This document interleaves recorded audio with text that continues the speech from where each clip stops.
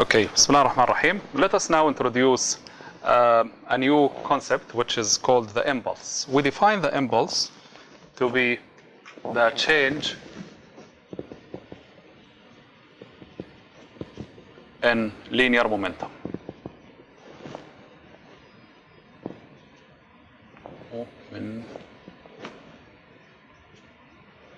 Okay, so the change in linear momentum, we define it as the impulse. So the symbol we use for impulse is capital J, and the change in linear momentum is just delta B. Okay, and we know the linear momentum is the mass multiplied by the velocity. The mass is constant, doesn't change. So the change in linear momentum basically is the change in the velocity. So this is nothing but m delta V.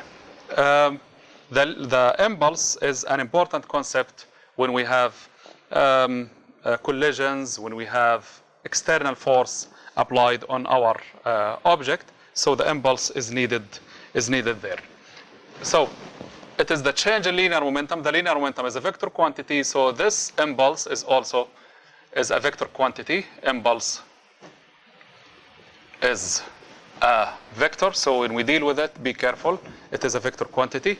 It has the same unit as the linear momentum. Okay, has the same units of kilogram meter per second, and also the same dimension as the linear momentum. Dimensions of mass L over capital T. These are the dimensions of the impulse. Okay, let us now have another look at the impulse.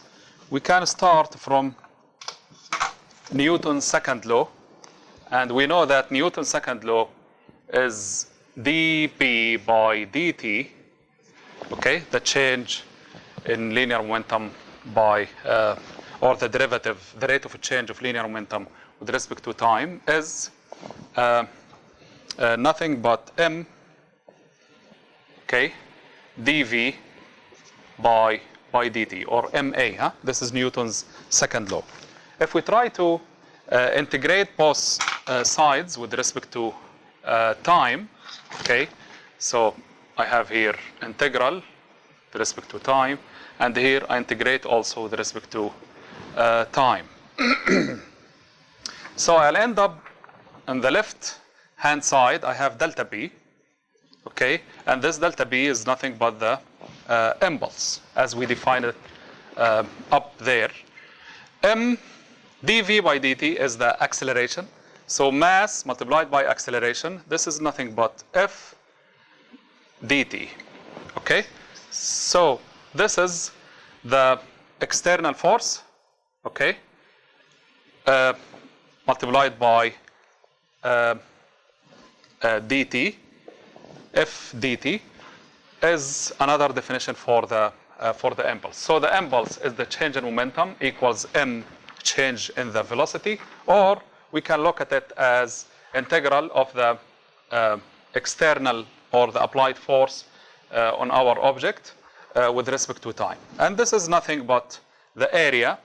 If you have a graphical representation of the force with respect to time, you have an object, for example, the ball hitting the wall, there is a force exerted by the wall on the ball, and it is not fixed, as you might guess. It starts very small, then it goes up and comes down again. So the area under this curve, okay, area under the curve of F versus T. So this force is changing. But if the force is constant, you know that the force is applied on our object and it is constant. Or we can think of the F average, the average of this force, which might be somewhere here. This is F average, and we take this F average to be constant. So we can write J equals the average force, okay, multiplied by delta t, which is the time interval during which the force is applied, which is the time of contact between our ball and the wall. Okay, so this is another look or another way to reach or to calculate the impulse. So let me come again to these comparisons. So I have J equals M delta V. Okay, so J equals delta P equals mass multiplied by the change in the velocity.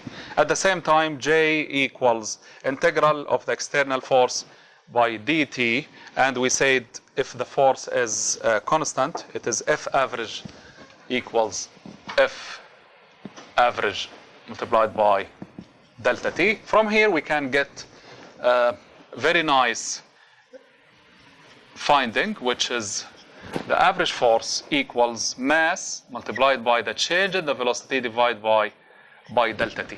This is the time needed to change the velocity from v initial to v final, or it is the time during which this external force is applied. This is very important finding.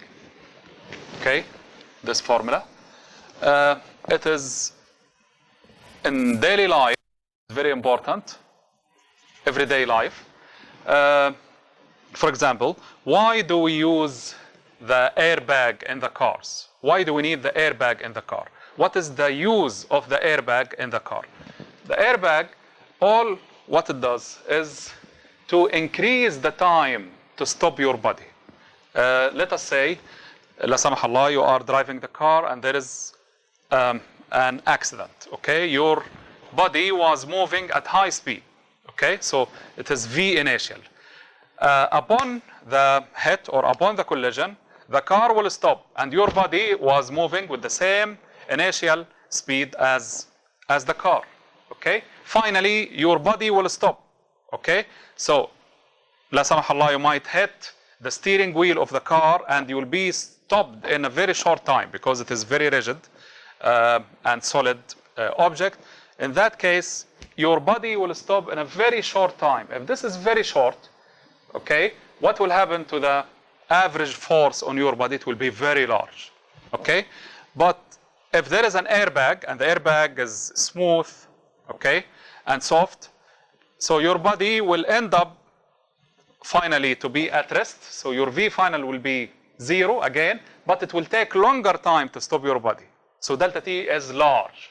Okay, when delta T is large, what will happen to the average force? Average force will be reduced greatly and you will be safe, inshallah. Also, we use it in the gymnasium. If you play in the gymnasium, okay, you have the floor is very soft, okay, and you don't have sharp edges. Any wall or any pillar there is covered with a sponge. Why do we need a sponge in the gymnasium? Because sometimes if you are playing and you don't hit a wall, you hit a sponge, and if you hit the wall, delta T will be very small and there will be big force on your head. You might be injured. But hitting a sponge, okay, you will get large or longer time to stop your head. So this is large. The force on your head will be smaller and you will be safe, inshallah. Let us have a small example. Okay, a small example. Okay, we have a wall. So this is a wall. And there is a ball which was moving initially. It has a mass equals 100 grams.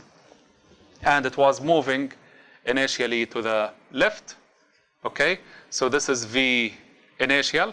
The magnitude of its initial velocity was 6 meters per second. It hits the wall, okay, and it bounces.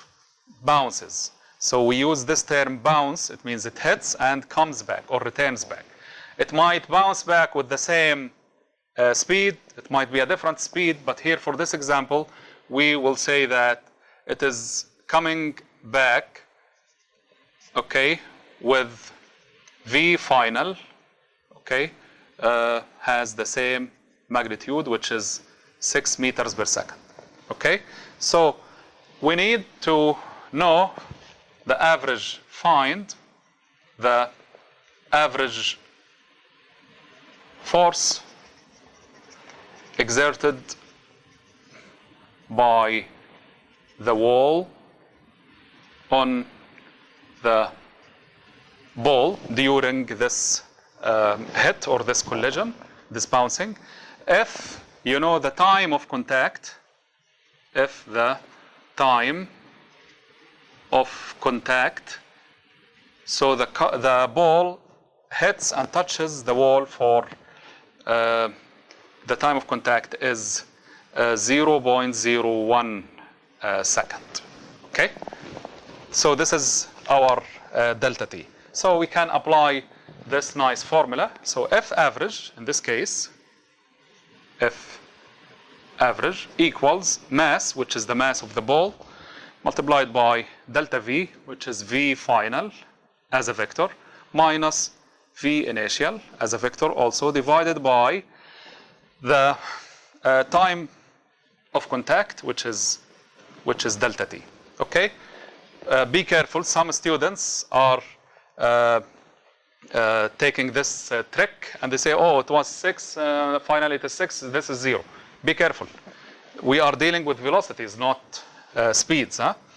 Let us do it. So the mass is 100 grams, so I have to convert it to kilograms. So this is 0.1 kilogram multiplied by V final. The final velocity is to the right. It has a magnitude of 6 meters per second and it is to the right.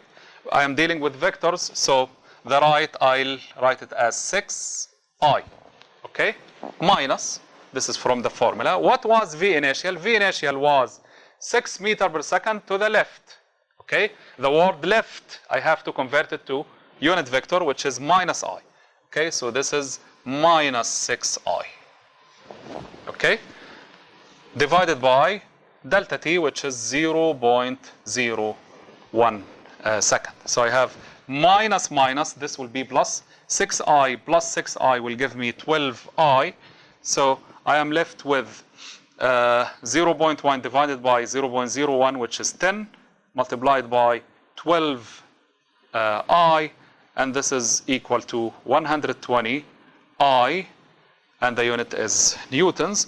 This is the average force exerted by the wall on the ball, and it is positive. Yes, so the average force is in this direction. Okay, so this is F average in this direction.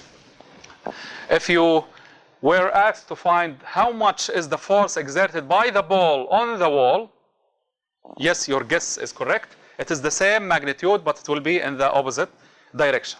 So the force exerted by the ball on the wall will be minus 120 I Newton, because it is action reaction. Thank you.